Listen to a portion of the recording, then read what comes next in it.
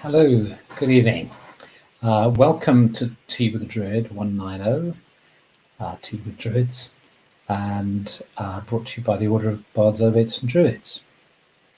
I'm in the dark and I'm speaking quietly because I'm looking after my grandson and I don't want him to wake up. If by any chance he's sneaked downstairs and has found an iPad somewhere, or his iPad, and is watching Leo go to bed. You're supposed to be asleep. So I'm in Walton-on-Thames by the Thames here, and today was a glorious day with pelting rain and then wonderful sunshine. And I discovered 3 enormous sequoias in the churchyard, just in the little town here. So it's been a wonderful day, and it's lovely to see you all, by the way, coming in from Gunther has made changes to his time machine.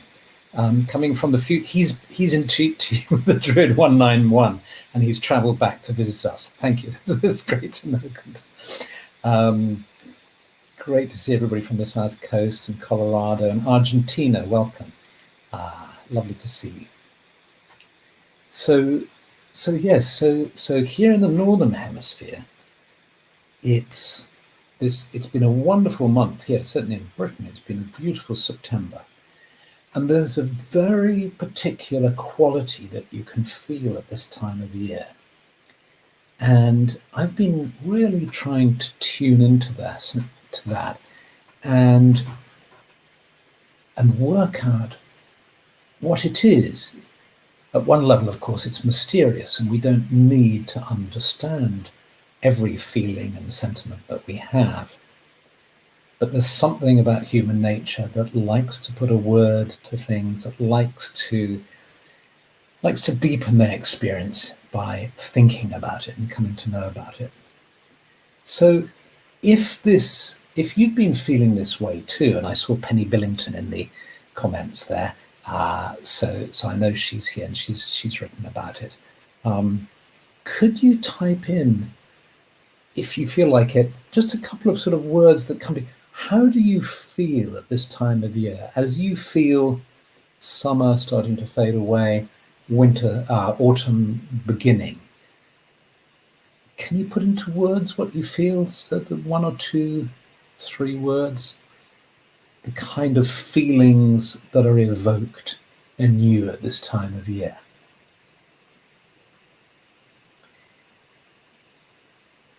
And I know that I can see someone from Sarasota in Florida and from Vermont and Wisconsin, and I guess it feels very different in all these different places.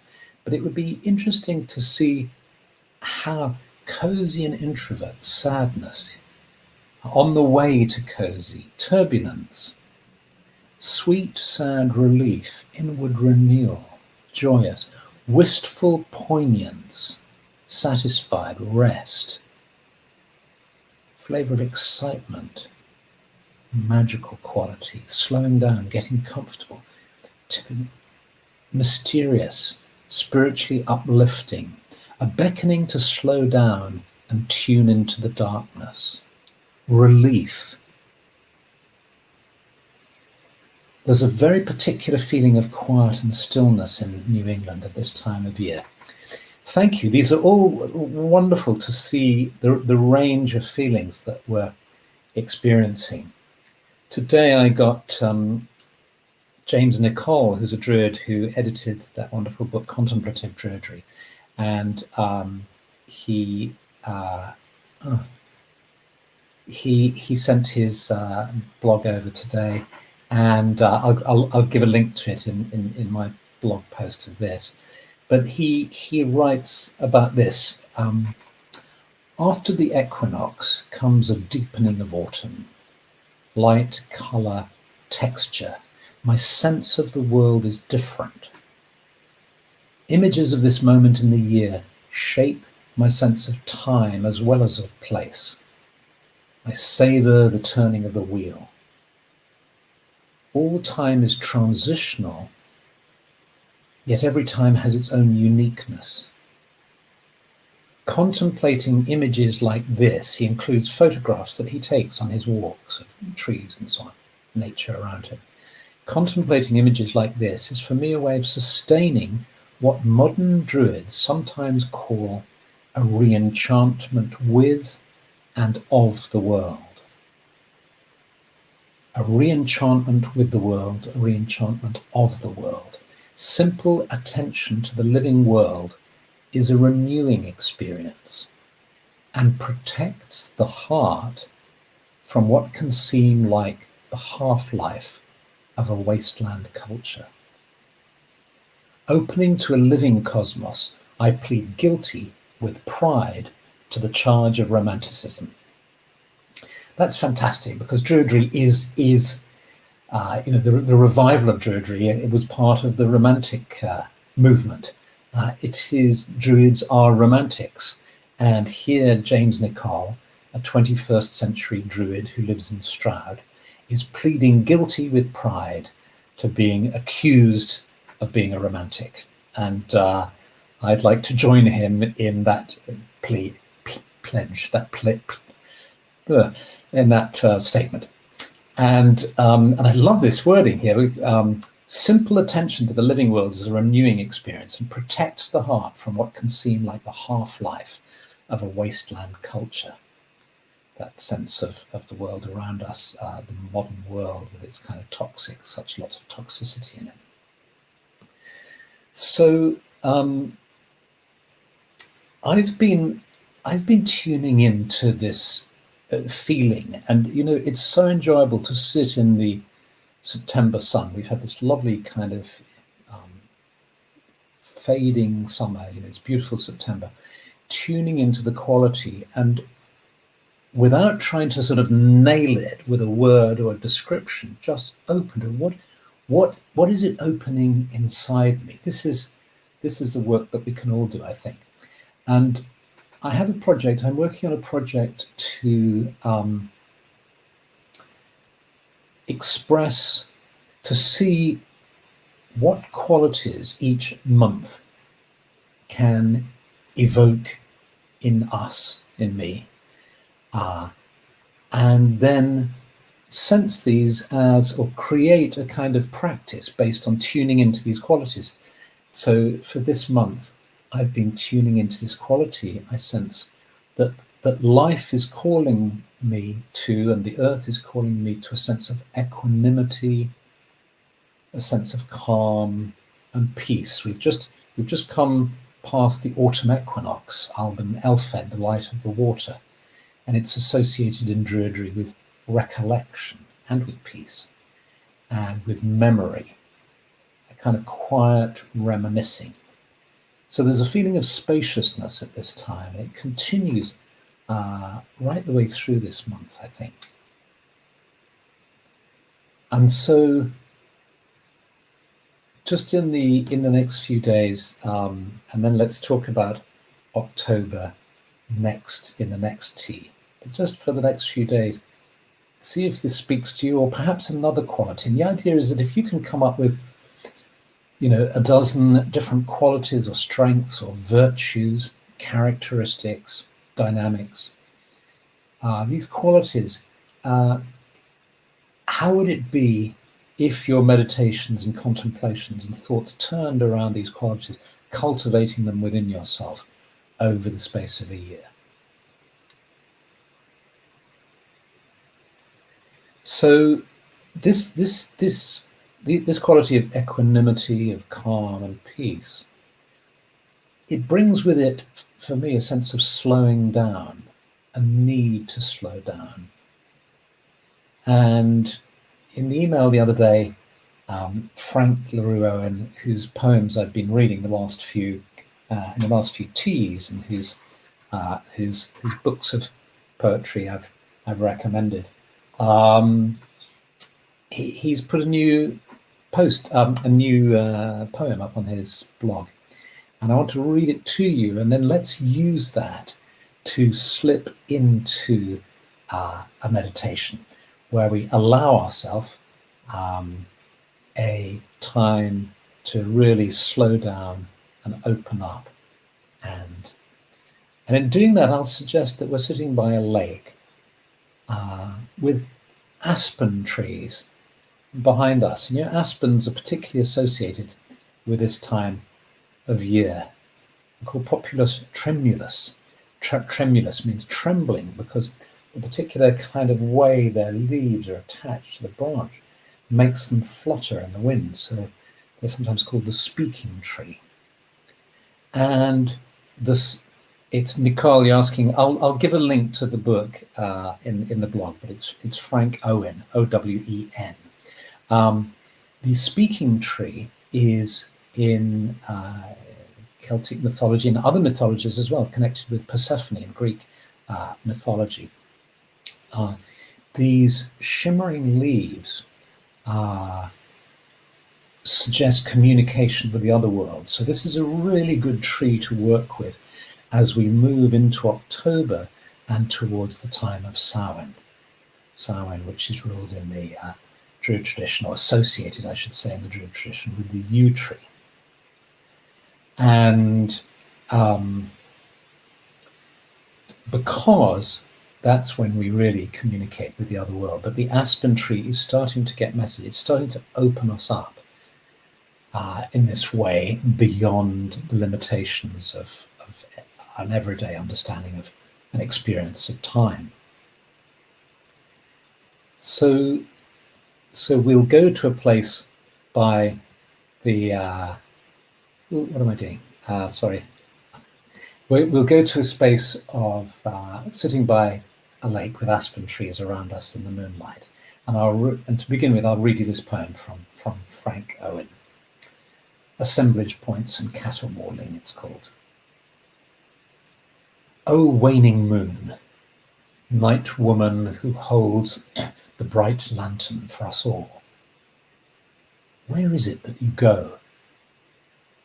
I shan't soon forget your fullness, how you revealed yourself, at least one side of you. Your gleam, your light, your power to pull on tides and human hearts. Though you turn away slightly, hiding part of your face, anyone with a set of eyes can see you still want to do some dancing. Dance, lantern bearer, fierce or gentle, dance. All that I ask, make the lessons of this next season a bit more gentle. The fires of summer are still burning. Even the owls and stump-tailed chipmunks are hooing and clucking, on and on, about the need for the world to slow down and rest.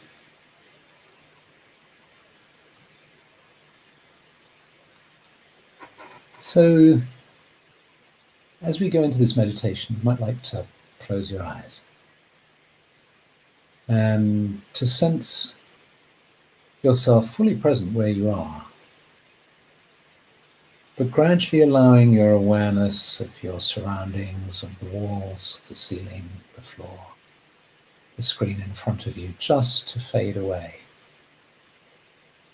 As you find yourself facing a lake with the moon above you, just starting to wane in its waning phase, up in the dark sky above, in the night sky.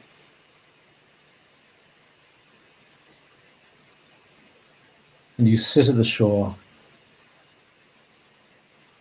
Perhaps there's a nice log for you to sit on, a comfortable place, or a rock, smooth rock. And you're looking out at the water, and the moon is reflected in the water. And the lake is still, but yet the breeze is just moving the water a little bit as you watch the moon.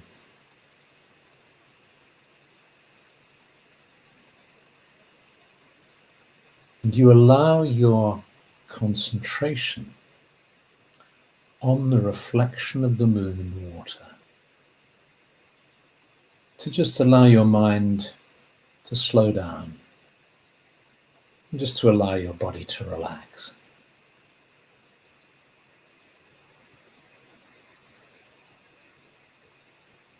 And you close your inner eyes for a moment and you listen. And you can hear the gentle rustling of the aspen leaves.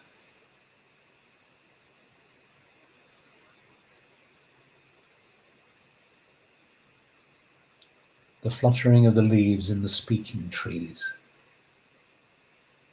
that grow beside this lake and behind you.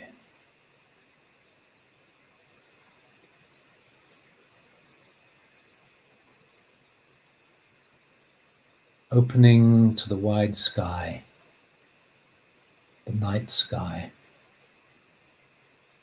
you allow the energy of the stars to flow into you so that your aura, your energy field is energized by starlight as well as by moonlight.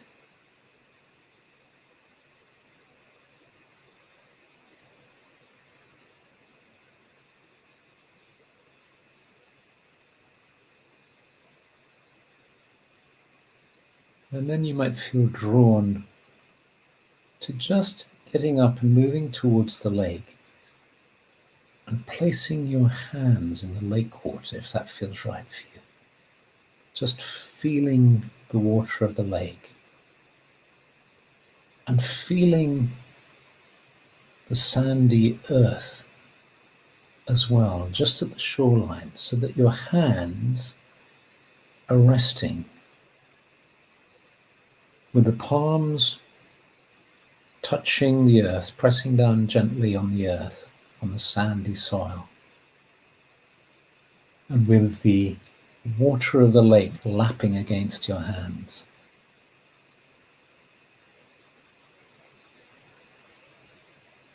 And as you do this, you feel your love for the earth, your love for the water, your love for nature all around you.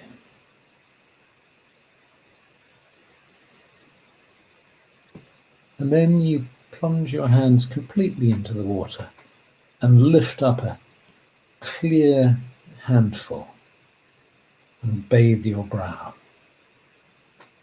And as you bathe your brow, you can feel the cool energy of the water flowing into you, bringing you a sense of calm and healing.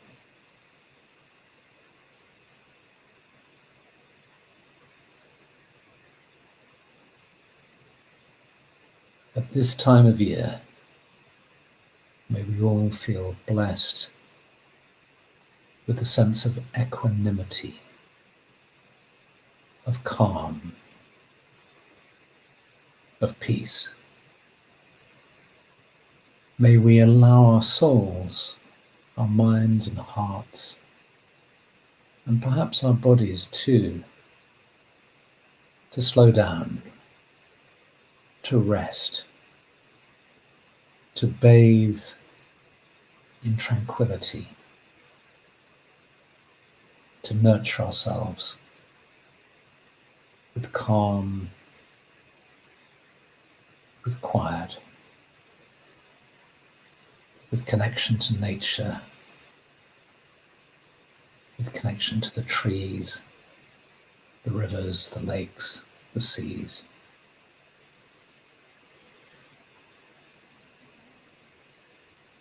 And then just touching your hand to your heart you allow yourself to become aware of your physical body. And as you do this, your awareness of the meditation of the scene and the meditation of the lake and the aspen trees and the moon to gradually fade, knowing you can return here at any time if you wish.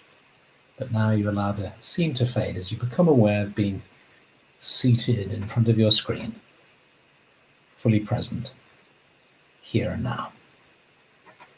And when you feel ready, you open your eyes.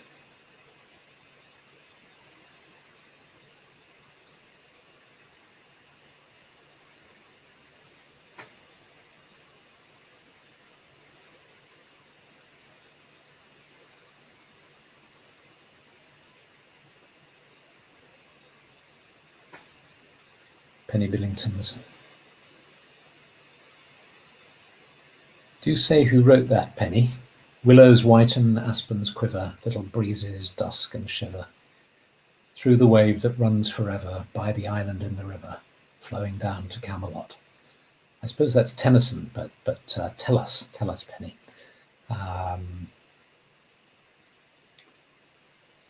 Yes, good. Well, Emma's painting about Taliesin, the radiant brow just now. That's lovely. This exact scene with cupped hands was just at Caermabon, the most wonderful place in Wales. That's lovely. Well, thank you so much for being here. Lady of Shalott from Tennyson, hooray, yes. Now, how do I get your quote off here? It's going to have to stay, Penny, because I can't retrieve it. Hooray. Okay, so yes, have a lovely week ahead. And we move into October, getting closer to the time of Samhain. And I suppose it's 4 weeks away now. How the wheel turns so quickly. And I think that point that James and Nicole made about how all these times are transitional. So they're always moving, but here's the paradox, and this is the thing to hold on to, I think, is that you can find a stillness in each moment. And so, although you could say, well, as a Druid or as somebody following a nature spirituality, I tune in to the passing seasons and the changing, the moving of the wheel. On the one hand, in addition to tuning into the movement and the change, you're also tuning into the changeless. It's a kind of paradox almost, that by paying real attention to the changes, you somehow contact, through the miracle of magic and the miracle of the opposites and the miracle of paradox, by paying real attention to the changes, you contact the changeless, both within and without.